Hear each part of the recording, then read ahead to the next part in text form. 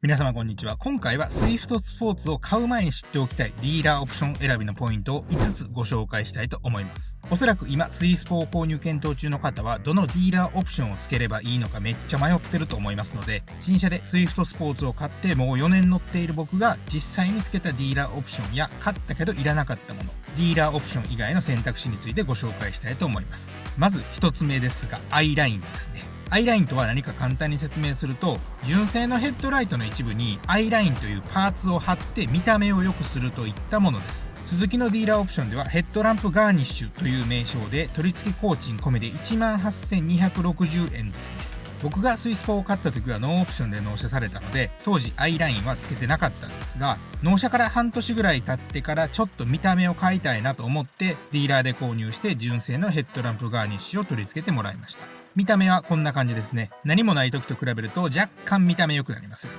つけた時は結構気に入ってたんですが、ちょうどその時ぐらいにノブレッセさんからアイラインが新発売になって、どう考えてもかっこよかったですよね。SNS とか見てても個人的にですけど、明らかにノブレッセのアイラインがダントツでいけてるなと思って、純正オプションつけて半年ぐらい経ってからノブレッセのアイラインを買って自分で付け替えました。値段は2023年の6月時点で塗装済みで 29,700 円。純正オプションに比べると1万円ぐらい高いんですが、結構見た目良くなるので、僕は純正よりもノブレッセを推します。純正のいいところは、納車の時にすでに貼り付けてあったり、後から買ってもディーラーで取り付けてもらえるので、そういった DIY やったことない人でも安心できるところですね。ノブレッセは社外パーツになるので、おのずと取り付けは自分でやるか、どこか車屋に持ち込んで工賃払って取り付けになります。ディーラーでもやってくれるかもですが、お店によっては断られるかもしれないです。僕は自分でアイラインを取り付けて、その取り付け動画も作りましたが、動画の通りにやれば誰でもアイラインが傾いたり歪むことなく結構簡単に取り付けできたので、動画見て自分でもできそうやなと思った人はぜひ DIY で取り付けてみてほしいですね。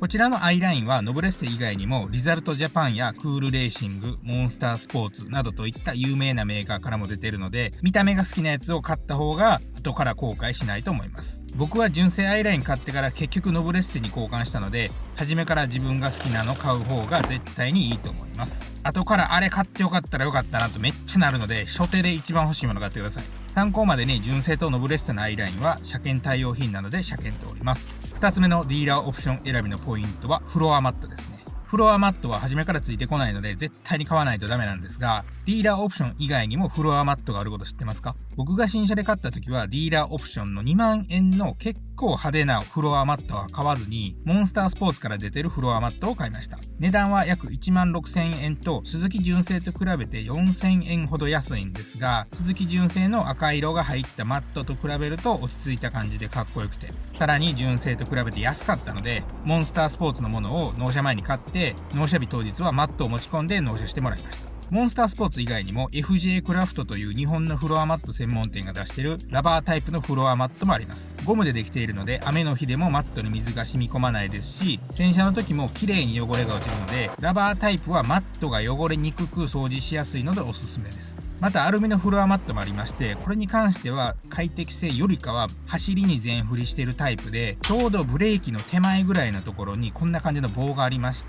そこにかかとを固定して運転できるようになるので、カーブの時に体を固定できたり、ブレーキやアクセルの微調整がしやすくなるメリットがありますね。慣れるまでは少し変な感じしますが、一度慣れるとめっちゃ快適になるので、僕はずっとこのアルミのフロアマットを使ってます。見た目もいいのでだいぶ気に入ってますが、先ほどの布やゴムと比べるとデメリットもありまして、それは雨の日に車に乗るときに気をつけないと滑るのと、靴についたゴミや砂がアルミなので滑ってマットの下に落ちたり、雨の水が下に染み込むので全体的に汚れやすいといったデメリットがありますね。なので洗車の時に定期的にアルミのマットを外して掃除する必要が出てきます。今紹介した中で一番お手入れしやすいのはラバーマットですね。その次に昔からある布のマットで、最後にアルミといった感じです。もしサーキットとか行く人ならアルミのフロアマットを買えばだいぶ調子良くなると思うので、アルミのフロアマットはおすすめです。普通に快適に乗りたい人は安定の布かラバー、この2択ですね。最後は見た目で決めるのがいいと思います。3つ目のディーラーオプション選びのポイントはカーナビについて。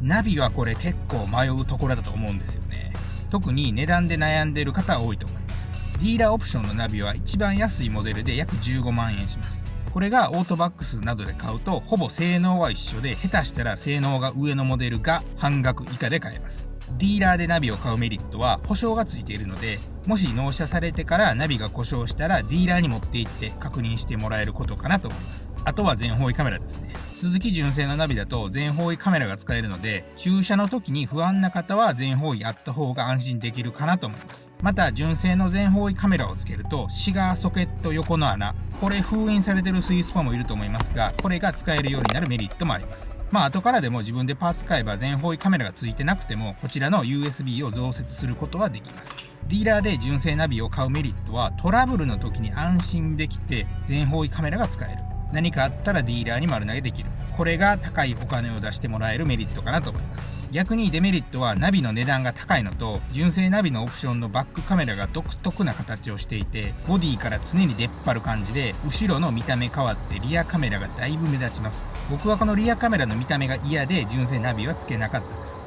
車外ナビの値段に関しては価格 .com を見てみると、僕が納車の時にオートバックスで買ったケンウッドのナビが5万円台で売ってるので、正直そのあたりのものを買っておけば十分だと思います。もしあると便利なのは iPhone や Android などのスマホをナビと接続できるようになる Apple CarPlay や Android オート機能がついたナビ、これ買っておけば今後のドライブがかなり快適になると思います。これまで昔からある普通のナビを使ってみて微妙だなと思ったところは、地図データの更新が有料なところ。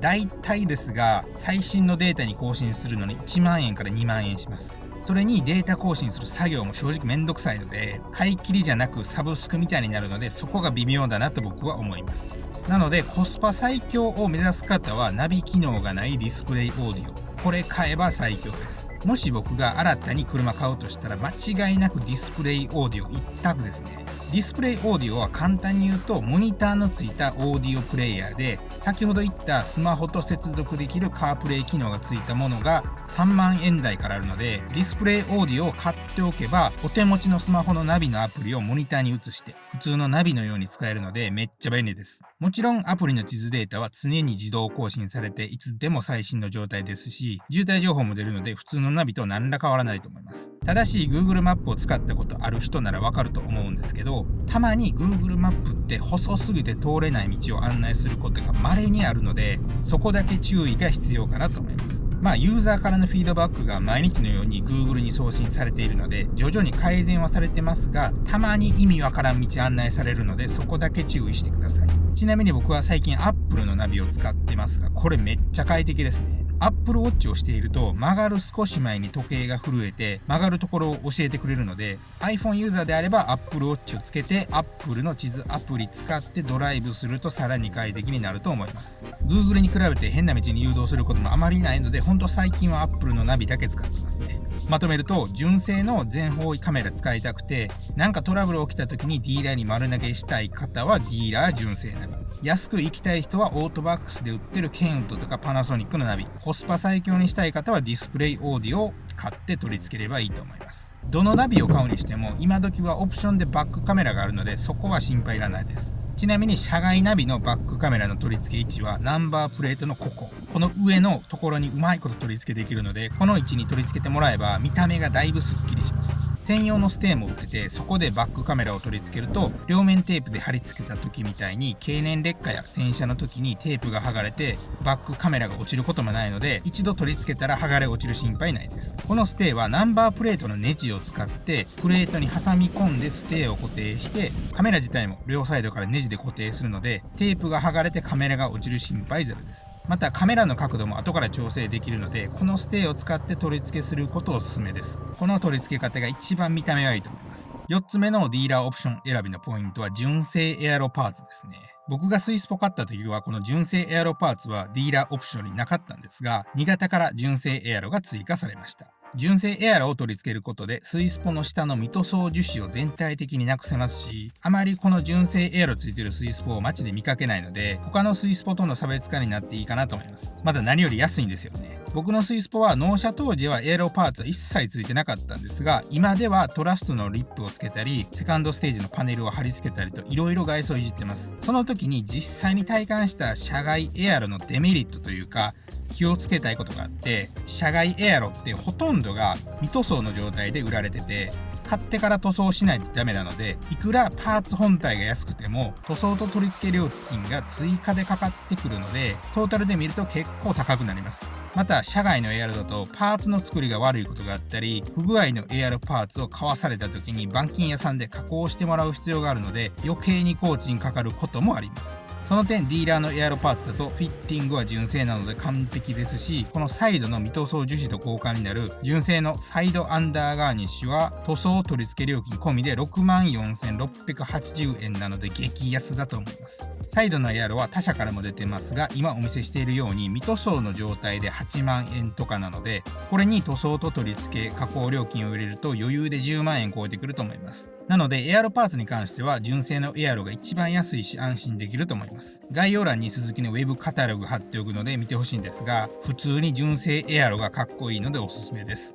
さらに純正エアロなのでちょっとパーツの作りが悪くてボディとの間に変な隙間ができるとかもないので、社外のエアロを検討している方はディーラーオプションを検討してもいいかもしれないですね。ちなみにトラストのリップスポイラーはスイスポ界隈では鉄板のパーツで、よくある割れやすい FRP じゃなくウレタンなので吸っても割れにくいのでおすすめですね。5つ目のディーラーオプション選びのポイントは純正のドラレコについて。これもオプションカタログに値段載ってますが、正直全体的に高い印象がありますね。お金持ちの人ならそのまま納車前に取り付けてもらった方が、さっきのナビの故障と同様に何かあった時にディーラーで見てもらえる安心感あると思いますし、純正ナビと連動できるメリットがあるのでディーラーオプションのドラレコでもいいと思いますが、個人的には2023年の今ドラレコつけるならミラー型のドラレコをおすすめします。スイスポに実際に乗ったら分かりますが、後方のピラーが邪魔で後ろ見にくいので、電子ミラータイプのドラレコであれば普通の鏡のミラーじゃ絶対に見れない車の真横ぐらいまでカメラに映っ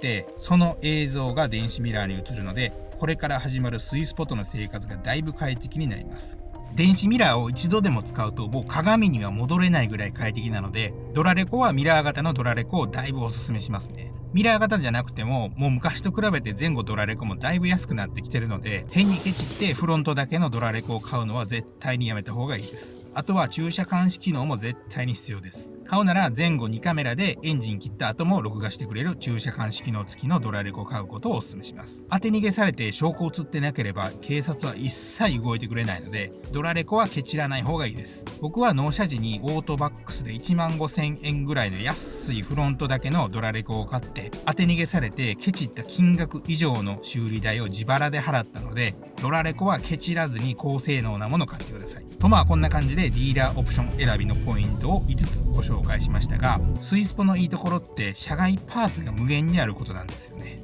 なのでもし納車の時にオプションをつけなかったとしても後から何とでもなるので、必要最低限のディーラーオプションを取り付けて後で必要になればまた買えばいいと思います。結局納車されたらテンション上がって間違いなくいろいろとパーツ買うことになるので、スズキでハンコ押す前に自分にとって何が必要かリストアップして必要なディーラーオプションつけることをお勧めします。ディーラーオプションつけることで値引きしてくれるディーラーもあると思うので、そこは商談の時に営業さんと相談ですね。ちなみに参考までに僕の場合ノーオプションで13万円値引きしてくれたので、交渉とタイミングが大事ですね。ただそろそろ新型スイスポが出るとかでいつ今のスイスポの注文が止まるかわからないので、気になっている方は早めに参考して買ってください。今回紹介したものに関しては全て別の動画で詳しく解説してますので、もし気になった方は動画の下にある概要欄に関連動画やスズキのウェブカタログを貼っておくので、それらも見ていただけたらなと思います。スマホの方は今見ている画面で動画のタイトルをタップすると